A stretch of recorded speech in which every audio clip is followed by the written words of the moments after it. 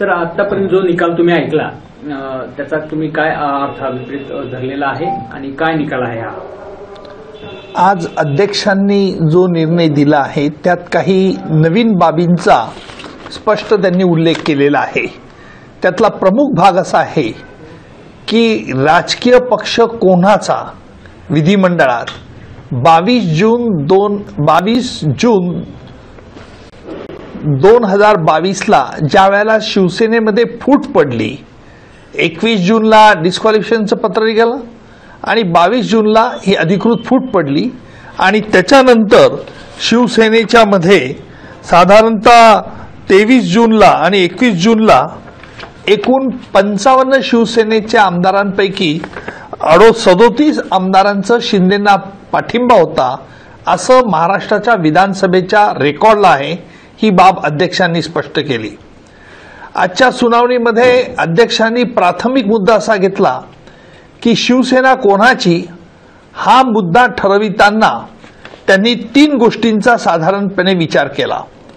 पहिली गोष्ट त्यांनी विचार केला की पार्टीचं लीडरशिप स्ट्रक्चर काय आहे आणि दुसरा मुद्दा पार्टीची घटना, शिवसेना पक्षाची घटना काय म्हणते आणि शिवसेना पक्षावरती निवडून आलेले लेजिस्लेटिव्ह मेंबरांची संख्या मेजॉरिटी कोणाच्या बाजूने। या घटनेच्या संदर्भात भाष्य करताना अध्यक्षांनी हे स्पष्ट केलं की जी निवडणूक आयोगाच्या पटलावरती जी 2018ला जी घटना रजिस्टर झालेली आहे, साधारणतः 4 एप्रिल 2018ला या घटनेमध्ये काही बदल करण्यात आले होते आणि ते बदल निवडणूक आयोगाने स्वीकारले नव्हते।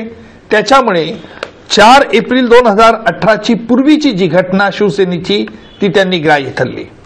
अर्थात पक्षप्रमुख हे पद शिवसेनेच्या घटनेबद्दल उल्लेख करताना अध्यक्षांनी ही बाब स्पष्ट केली की राष्ट्रीय कार्यकारिणी ही महत्त्वाची आहे आणि राष्ट्रीय कार्यकारिणीचे जे सभासद असतील त्यांचा मेजॉरिटीचा डिसिजन हा महत्त्वपूर्ण आहे आणि तो पक्षाची ध्येय धोरण ठरवेल, फक्त पक्षप्रमुख ठरवणार नाही असं अध्यक्षांनी स्पष्ट केलं।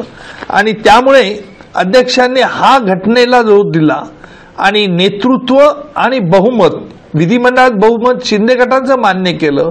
त्यामुळे शिंदे गटांचं ज्या वेळेला या पक्षात फूट पडली 21 जून 2022 ला, त्यावेळेला शिंदे गटाचं प्राबल्य विधिमंडळाच्या रेकॉर्डप्रमाणे होतं, म्हणून शिवसेना हा अधिकृत पक्ष शिंदे गटाकडे आहे असं त्यांनी आपलं स्पष्टपणे आपल्या निकालपत्रात नमूद केलेलं आहे। लोकशाही मराठी ऐका, पहा, जागरूक रहा।